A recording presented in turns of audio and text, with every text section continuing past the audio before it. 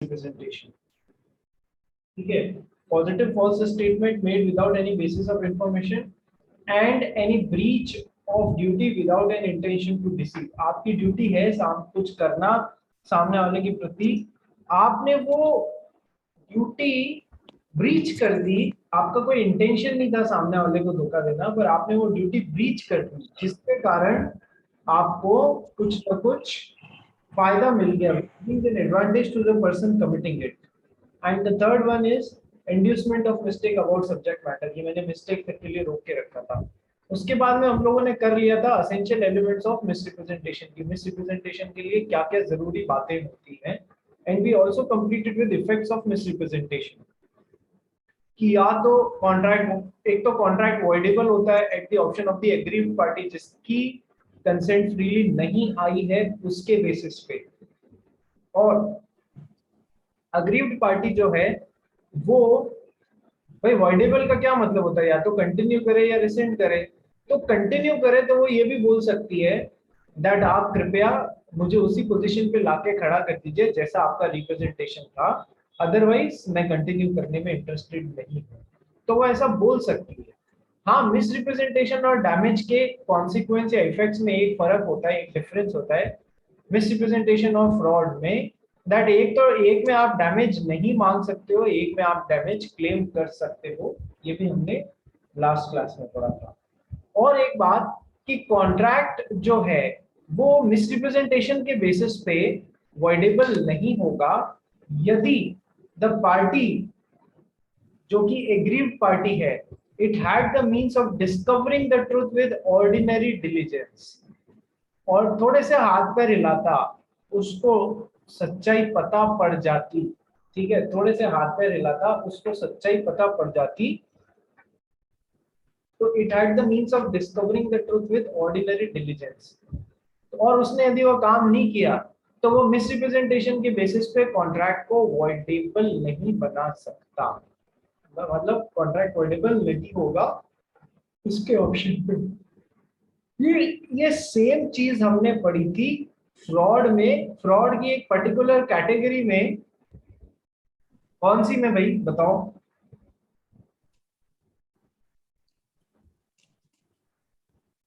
Silence as to fraud में पढ़ा था क्या?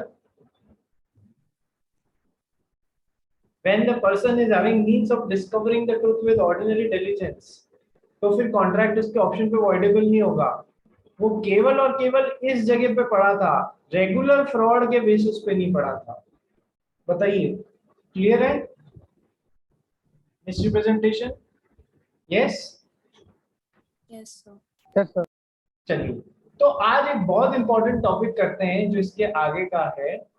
There are some cases in which the contract remains valid even after misrepresentation or fraud. Sir, हम तो बोलते हैं कि कंसेंट यदि फ्रॉड या मिसरिप्रेजेंटेशन के थ्रू आई है तो कॉन्ट्रैक्ट कैसा है? तो सर कॉन्ट्रैक्ट वॉइडेबल है ना? Please excuse me. यदि फ्रॉड या मिसरिप्रेजेंटेशन के बेसिस पे कंसेंट आई है तो वो फ्री कंसेंट नहीं कहलाती है और कॉन्ट्रैक्ट कैसा हो जाता है? वॉइडेबल हो जाता है. लेकिन अब हम क्या पढ़ रहे हैं कि सर कुछ केसेस में चाहे कंसेंट फ्रॉड से आई है चाहे कंसेंट मिसरिप्रेजेंटेशन से आई है, उसके बावजूद भी there are some cases in which the contract remains valid even after fraud और मिसरिप्रेजेंटेशन. क्या पढ़ रहे हैं? समझ में आ गया? क्या पढ़ने वाले हैं? समझ में आ गया आपको? बोलिए हाँ या ना कि सर फ्रॉड या मिसरिप्रेजेंटेशन हो गया उसके बावजूद भी कॉन्ट्रैक्ट वैलिड रहेगा. ठीक है, आइए पढ़ना चालू करते हैं. रितेश कहां पर था इतने दिन?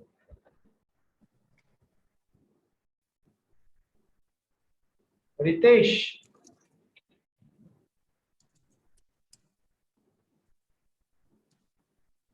Ritesh Chaturvedi.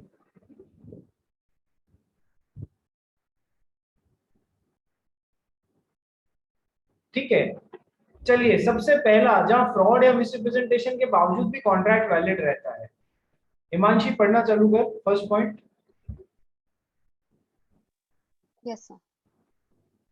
If the aggrieved party whose consent was caused by misrepresentation or fraud had means of discovering truth with ordinary diligence. Sir यदि एग्रीव्ड पार्टी जिसकी कंसेंट मिसरिप्रेजेंटेशन से आई है या फिर साइलेंट फ्रॉड से आई है, रेगुलर फ्रॉड में वाले केस में नहीं लगता है ये point, silence as to fraud वाले में पॉइंट में लगता है, ठीक है। If the agreed party whose consent was caused by misrepresentation or fraud had the means of discovering the truth with ordinary diligence, तो फिर यदि उसके पास में ऑप्शन था, थोड़े हाथ पैर हिलाते और पता लगा लेते सच्चाई क्या है, पर उन्होंने खुद ने वो काम नहीं किया, तो अब मिसरिप्रेजेंटेशन या साइलेंस एज टू फ्रॉड का के बेसिस पे वो लोग कॉन्ट्रैक्ट को वॉइडेबल नहीं बना सकते। Second point Himanshi. If the party has not rescinded the contract within reasonable period of time. If the party has not rescinded the contract within reasonable period of time, पहला point भी equally important था, दूसरा point भी equally important है। Sir x ने Y को coercion, Y की consent coercion के थ्रू ली, बीटिंग दी, किडनैपिंग किया, मर्डरिंग किया, जो करना था किया, इस तरीके से उसकी कंसेंट ली। तो सर कॉन्ट्रैक्ट में कंसेंट कहां से आ रही है? कोअर्जन के थ्रू आ रही है। कोअर्जन के थ्रू आ रही है तो सर वाई की कंसेंट फ्री कंसेंट नहीं है, फ्री कंसेंट नहीं है तो कॉन्ट्रैक्ट इसके ऑप्शन पे वॉइडेबल है, यानी कि ये चाहे वाई तो इसके साथ में आगे बढ़े, चाहे तो रिसेंड कर देवे, ठीक है।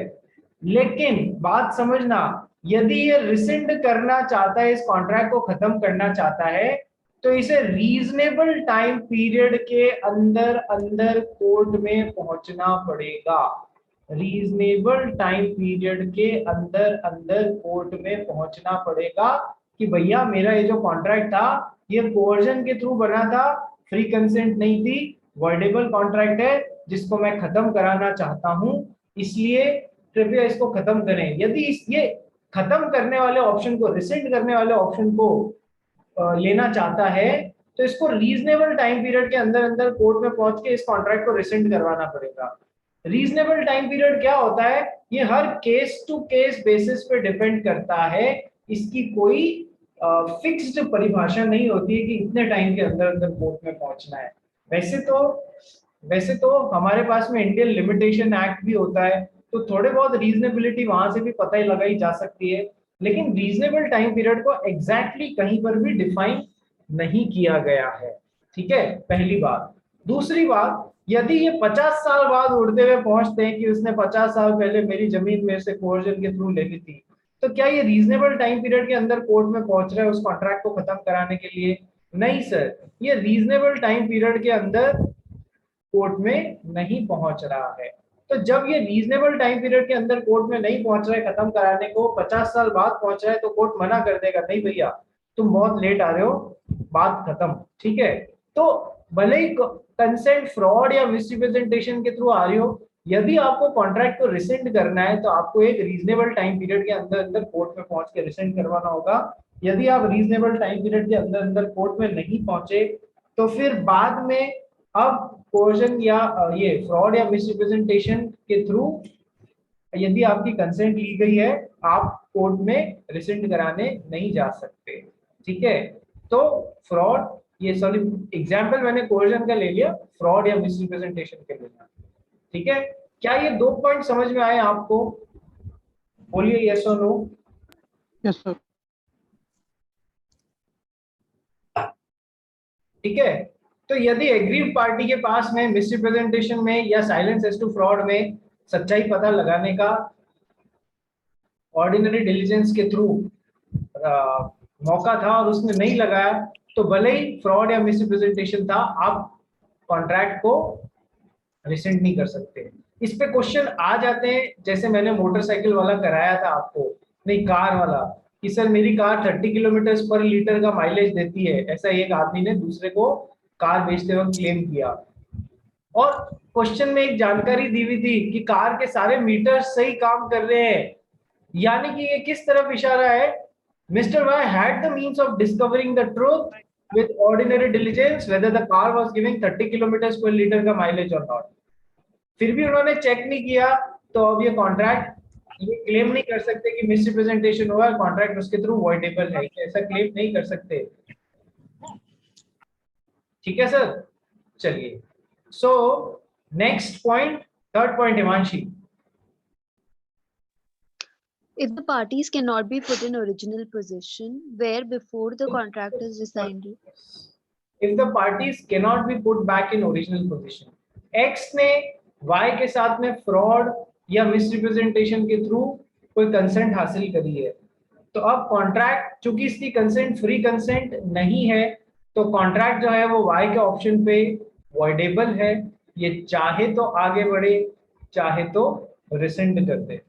देखो, जब आप रिसेंड करने का चूज करते हो ना, तो दो सेक्शन है अंडर इंडियन कॉन्ट्रैक्ट एक्ट, एक सेक्शन 64, एक सेक्शन 65। एक वॉइड से डील करता है, वॉइड एग्रीमेंट, और एक वॉइड कॉन्ट्रैक्ट, और दूसरा वॉइडेबल से डील करता है। ठीक है, यानी कि कॉन्ट्रैक्ट वॉइडेबल है और आपने उसे रिसेंड किया है, तो दोनों पार्टीज एक दूसरे को वापस ओरिजिनल पोजीशन में लेके आ जाएंगी। कैसे? फॉर एग्जांपल, एक्स ने वाई को झूठ बोला कि मेरी फैक्ट्री में पर डे 500 यूनिट का प्रोडक्शन कैपेसिटी है, original production capacity 300 units per day ही थी, original production capacity 300 units per day की ही थी। अब क्या हुआ, इस बेसिस पे वाई ने उसके साथ में कॉन्ट्रैक्ट बना लिया, यानी कि यहां पर ये कॉन्ट्रैक्ट फ्रॉड के थ्रू बन रहा है। बाद में पता पड़ा कि सर ये 300 यूनिट्स की ही प्रोडक्शन कैपेसिटी थी, कॉन्ट्रैक्ट जो है वो वॉइडेबल है फ्रॉड के बेसिस पे। यानी कि इस केस में क्या होगा कि सर यदि इसने कंटिन्यू करने की बजाय रिसेंड करने का ऑप्शन चूज किया कि मैं रिसेंड करूंगा, तो यानी कि ये इसको जो फैक्ट्री है वो लौटाएगा अलॉन्ग विद मशीनरी जैसा लिया था, और ये इसको मान लो फैक्ट्री 10 लाख रुपए में खरीदी गई है, तो पूरे 10 लाख रुपए लौटाएगा। ठीक है, यानी कि दोनों एक्स और वाई अपनी अपनी ओरिजिनल पोजीशन में आ जाएंगे। जब कॉन्ट्रैक्ट को रिसेंड किया जाता है, खत्म किया जाता है, तो ये कोशिश रहती है कि दोनों पार्टीज को उनकी ओरिजिनल पोजीशन में लेके आ जाए, इस पे इसका पैसा दिला दिया जाए, इस पे इसकी फैक्ट्री वापस दिला दी जाए। ठीक है, लेकिन कई बार सिचुएशन ऐसी हो जाती है कि if the parties can not be put back in original position, then तो फिर रिसेंड नहीं किया जा सकता। फॉर एग्जांपल देखो, मिस्टर एक्स और मिस्टर वाई है, मिस्टर वाई की फैक्ट्री है। ठीक है, मिस्टर वाई की फैक्ट्री है और मिस्टर एक्स वो फैक्ट्री उनसे जबरदस्ती खरीदना चाहते हैं। मिस्टर एक्स वो फैक्ट्री उनसे जबरदस्ती खरीदना चाहते हैं, तो उन्होंने या तो कोअर्जन या अंडर इन्फ्लुएंस या फ्रॉड या मिसरिप्रेजेंटेशन, चारों में से कोई भी टेक्निक यूज करी। ये पर अपन फ्रॉड या मिसरिप्रेजेंटेशन में ही रहे, लेकिन ये कोअर्जन और अंडर इन्फ्लुएंस में भी अप्लाई होता है, ध्यान रखना। ठीक है, तो मिस्टर वाई ने इनको धमकी देके इनकी फैक्ट्री इनसे ले ली। ठीक है, 10 लाख रुपए दिए, फैक्ट्री खुद के नाम करा ली। अभी आगे क्या किया, ये कोर्ट में इस एग्रीमेंट को, इस कॉन्ट्रैक्ट को रिसेंड कराने के लिए पहुंचा, उससे पहले ही मिस्टर एक्स ने ये फैक्ट्री मिस्टर जेड को बेच दी।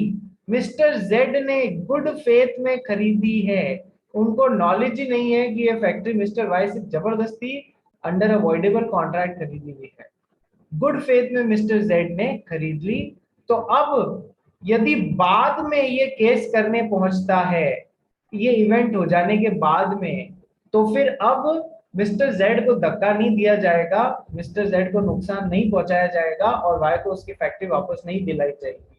ठीक है, सो यहां पर पार्टीज मिस्टर एक्स और मिस्टर वाई ओरिजिनल पोजीशन में नहीं आ सकते हैं, ओरिजिनल पोजीशन में वापस नहीं आ सकते हैं। तो यहाँ पर कॉन्ट्रैक्ट को रिसेंड करने का पावर खत्म हो जाएगा मिस्टर वाई का। क्या ये पूरा सिचुएशन आपको समझ में आया? बोलिए यस और नो। Yes, sir. सभी जने, all the 13 people, Yes, sir. lovely people, Yes, sir. समझ में आया? पलक राठी, निनाद कदम, हाँ उसको तो आ गया। शैली शाह, यदि हाँ सर। यदि पार्टीज को ओरिजिनल पोजीशन में नहीं लाया जा सकता, क्यों? क्योंकि ये बहुत शाना आदमी था, इसको पता था ये कभी ना कभी कोर्ट में पहुंचेगा, इसको रिसेंट कराने उससे पहले ही बेच दो, अपना प्रॉफिट निकाल लो इसमें से, और इसने मिस्टर जेड को बेच दी। मिस्टर जेड गुड फेथ में खरीद रहे हैं, सबसे इंपॉर्टेंट बात ये है, उनको पता नहीं कि ये वर्डेबल कॉन्ट्रैक्ट के थ्रू आई हुई है मिस्टर एक्स के पास, नहीं तो वो खरीदते ही नहीं। ठीक है, यदि ऐसा है तो अब ये रिसेंट कर भी देगा तो भी इसको ओरिजिनल पोजीशन में नहीं लौटाया जा सकता, तो फिर सर फ्रॉड और मिसरिप्रेजेंटेशन, और इनफैक्ट कोवर्जन और एंटी इन्फ्लुएंस के केस में भी यदि पार्टी को ओरिजिनल पोजीशन में नहीं लाया जा सकता तो कॉन्ट्रैक्ट को रिसेंट नहीं कराया जाएगा। नंबर 1, तुम्हारे दिमाग में एक क्वेश्चन आना चाहिए कि सर मिस्टर एक्स ने मिस्टर वाई की फैक्ट्री जबरदस्ती ले ली और मिस्टर जेड को बेच दी, लेकिन यहाँ पर दोनों की सांठगांठ थी। सांठगांठ थी मतलब कि sir mister Z mister x के फ्रेंड ही हैं, उनको ही पता है कि है ना वाई इस कॉन्ट्रैक्ट को रिसेंट, फैक्ट्री को वापस पाने के लिए, कॉन्ट्रैक्ट को रिसेंट कराने के लिए केस करेगा। ठीक है, और केस करेगा तो बात समझो, मिस्टर एक्स ने अपने फ्रेंड मिस्टर जेड को तैयार किया कि मैं तेरे नाम कर देता हूं, ठीक है, तो अब ये क्या रिसेंट करा के भी क्या हासिल कर लेगा? कोर्ट बोलेगा अब तो पार्टीज को रीजनल पोजीशन में लौटाया नहीं जा सकता। यानी कि यहाँ पर मिस्टर जेड गुड फेथ में नहीं खरीद रहे हैं, ये क्या कर रहे हैं, इसके साथ में कॉनिवांस कर रहे हैं। कॉनिवांस का मतलब होता है इसके साथ में सांठगांठ कर रहे हैं, ताकि क्या है, ऐसा लगे कि पार्टीज को ओरिजिनल पोजीशन में वापस नहीं लाया जा सकता। ठीक है, तो ऐसे केस में सर यदि ये प्रूव हो जाए ना कि मिस्टर जेड और मिस्टर एक्स के बीच में इस प्रॉपर्टी को लेके सांठगांठ थी, तो फिर अब भले यदि ये आदमी गुड फेथ में काम नहीं कर रहा है तो फिर मिस्टर वाई को उनकी प्रॉपर्टी वापस दिलाए जाने का हक बनता है। पहला जो एग्जांपल दिया और अभी जो बात समझा रहा हूं, दोनों में फर्क समझ में आया? बोलो यस और नो। Yes, sir. ईशा वांगड़ तेरे को आया? Yes, sir. चलिए आगे बढ़ते हैं। So if the parties cannot be put in original position after rescinding the contract, वहां पर फिर कॉन्ट्रैक्ट को वैलिड ही मानते हुए आगे बढ़ जाएंगे, even after misrepresentation, fraud, coercion and influence. ठीक है, तो इसका एग्जांपल क्या था? Where before the contract is rescinded, third party has acquired rights in good faith and for value. Good faith में और पैसे के लिए, कुछ ना कुछ वैल्यू के लिए उसने राइट्स हासिल किए हैं। सो 1 2 3, fourth point Himanshi. Where a party commits fraud or misrepresentation, but the other party is not in fact misled by such fraud or misrepresentation, the contract cannot be avoided later. The contract cannot be avoided later. For example, X ने Y को जमीन, अपनी factory बेचने के लिए झूठ बोल दिया, 500 यूनिट पर डे की प्रोडक्शन कैपेसिटी है, एक्चुअल प्रोडक्शन कैपेसिटी 300 की थी, लेकिन Y ने उस फ्रॉडुलेंट स्टेटमेंट के बेसिस पे नहीं बेचा, नहीं खरीदा। उसने तो इसलिए खरीदा क्योंकि उसको उस फैक्ट्री की रियल एस्टेट या जमीन पसंद आ गई थी, उसमें वैल्यू दिख रही थी। बात समझ आई? ठीक है, यानी कि क्या यहाँ पर फ्रॉडुलेंट स्टेटमेंट के बेसिस पे कॉन्ट्रैक्ट या बन रहा है या कंसेंट आ रही है? नहीं सर। तो क्या फ्रॉड हुआ? नहीं सर।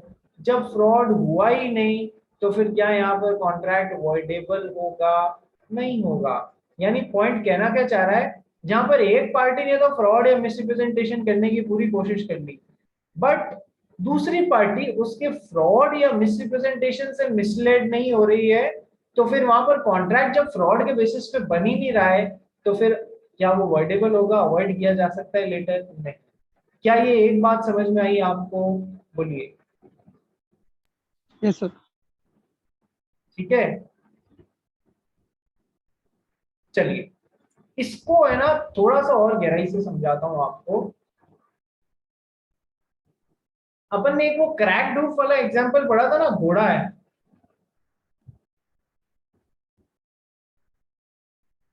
घोड़ा है, इसका आगे का हुफ जो है वो क्रैक्ड है। इसको क्या है, छुपाने के लिए हमारी हिमांशी ने क्या किया, यहाँ पर केमिकल, सीमेंट केमिकल ऐसे अप्लाई किया कि ये क्रैक रूफ छुप जाए, और यहाँ पर वो इंस्पेक्शन में भी नजर नहीं आए। इंस्पेक्शन में भी हिमांशी ने रिया राठौड़ को बेचने के लिए क्या किया, कोई भी जो भी आए इंस्पेक्शन में भी नजर नहीं आए। अभी खुद चुप बैठ गई, साइलेंट बैठ गई। वैसे तो silence does not amount to fraud, लेकिन यहां पर ये क्या हो रहा है, एक्टिव कंसीलमेंट हो रहा है या नहीं हो रहा है? एक्टिव कंसीलमेंट, ये टर्म याद आ रहा है या नहीं? एक्टिवली तुमने छुपाया कि वो इंस्पेक्शन में पकड़ में नहीं आए। तो अब यहां पर फ्रॉड हो रहा है क्या? बिल्कुल हो रहा है। ये याद आ रहा है एग्जाम्पल या नहीं आ रहा है? बोलो हाँ या ना। Yes sir. अरे सभी जने मुंह में दही मत जमाओ, हाँ बोलो, चिल्ला चिल्ला के हाँ बोलो। हाँ सर। हाँ जी। शिवम जैन, अरे शिवम जैन हाँ किसको है? हाँ, चलिए अब सुनना ध्यान से। ये पूरा सिनेरियो फ्रॉड का बन रहा है, जहां पर हिमांशी ने एक्टिव कंसीलमेंट किया, इसे छुपाने के लिए ऐसा कर दिया। तो अभी इंस्पेक्शन करेगा भी ना तो भी इसको समझ में नहीं आएगा कि घोड़े का हूफ क्रैक्ड है, इसलिए यहाँ पर ये एक्टिव कंसीलमेंट के कारण फ्रॉड हो रहा है। ठीक है, इसने इंस्पेक्शन किया रिया ने, लेकिन एक्टिव कंसीलमेंट के कारण पकड़ में नहीं आई। पकड़ में गलती, ये फ्रॉड नहीं पकड़ पाई, तो बट एक्टिव कंसीलमेंट के कारण फ्रॉड हो रहा है। लेकिन अब कहानी में ट्विस्ट है, कहानी का वर्जन नंबर 2 सुनो। घोड़े के हूफ में क्रैक था, हिमांशी ने एक्टिव कंसीलमेंट किया, केमिकल से उसको ऐसे चिपकाया हूफ को कि वो क्रैक कहीं दिखे ही नहीं, ऐसा उसको भरा। ठीक है, अभी रिया आई, रिया ने क्या किया, इस क्रैक्ड हूफ का, ये जो घोड़े के पैर में हूफ क्रैक्ड था, इसका घोड़े का इंस्पेक्शन ही नहीं किया, घोड़े का इंस्पेक्शन ही नहीं किया, ऐसे ही घोड़ा खरीद के ले गई। तो अब बोलो, क्या ये इस फ्रॉड पे डिपेंड करके, फ्रॉड से धोखा खा के और फिर इसने घोड़ा खरीदने का फैसला किया? नहीं सर, फ्रॉडुलेंट स्टेटमेंट या एक्टिव कंसीलमेंट जो फ्रॉड हो रहा था उसके बेसिस पे इसने घोड़ा नहीं खरीदा। ये रिया की गलती है, उसने इंस्पेक्शन क्यों नहीं किया घोड़ा खरीदने से पहले? रिया को इंस्पेक्शन करना चाहिए था। यदि उसने इंस्पेक्शन किया होता तो वो एक्टिव कंसीलमेंट वाले फ्रॉड के बेसिस पे कॉन्ट्रैक्ट बनाती, तो कॉन्ट्रैक्ट वॉइडेबल होता। लेकिन यहाँ पर भले ही एक्टिव कंसीलमेंट कर लिया हिमांशी ने, रिया ने उसके फ्रॉड पे डिपेंड ही नहीं किया, उसने तो ऐसे ही घोड़ा खरीद लिया, वो उसने धोखा नहीं खाया है, उसने तो इंस्पेक्शन ही नहीं किया है। इंस्पेक्शन किया होता तो इस चीज से धोखा खाती ना, बिना इंस्पेक्शन के खरीद के ले गई। तो यहाँ पर अब कॉन्ट्रैक्ट फ्रॉड के बेसिस पे नहीं बन रहा है, इसलिए वॉइडेबल नहीं होगा। बोलिए समझ में आया या नहीं आया?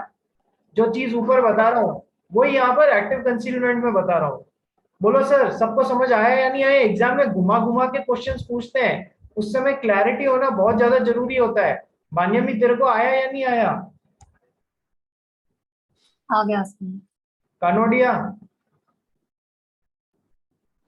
Yes sir. ठीक है, चलो एक और बात, सेम एग्जांपल एग्जाम में आया हुआ क्वेश्चन है या कहीं ना कहीं आरटीपी एमटीपी में आया हुआ क्वेश्चन है। एक बंदूक, ये जो गन्स होती है ना, एंटीक गन्स, राजे महाराजाओं के जमाने की चल्लू गने, चालू, इनमें डील करने वाला एक पॉन शॉप ओनर था। Pawn shop owner, pawn shop बोलते हैं ना पुरानी चीजें, एंटीक चीजों में सरप्राइजिंगली जो डील करता है। ठीक है, तो इन एंटीक गन्स पे डील करने वाला एक डीलर था। अभी क्या हुआ देखो, एंटीक गन्स को एंटीक बनाए रखने के लिए क्या होता है, उसी जमाने के हैंडल्स जो उनपे लकड़ी के लगे हुए होते हैं, वो सब वैसे ही मेंटेन करना होता है, तभी उस एंटीक गन की वैल्यू बनती है। आपने यदि उसमें कुछ रिपेयर के दौरान नया पार्ट बना के लगा दिया ना रिपेयर के दौरान, तो फिर उसकी एंटीक वैल्यू नहीं रहती है। ठीक है, अभी क्या हुआ, हिमांशी एक एंटीक गन की गन शॉप की ओनर थी। ठीक है, यहाँ बहुत सारी इसके शोरूम में पुरानी पुरानी गन सजी हुई पड़ी रहती थी।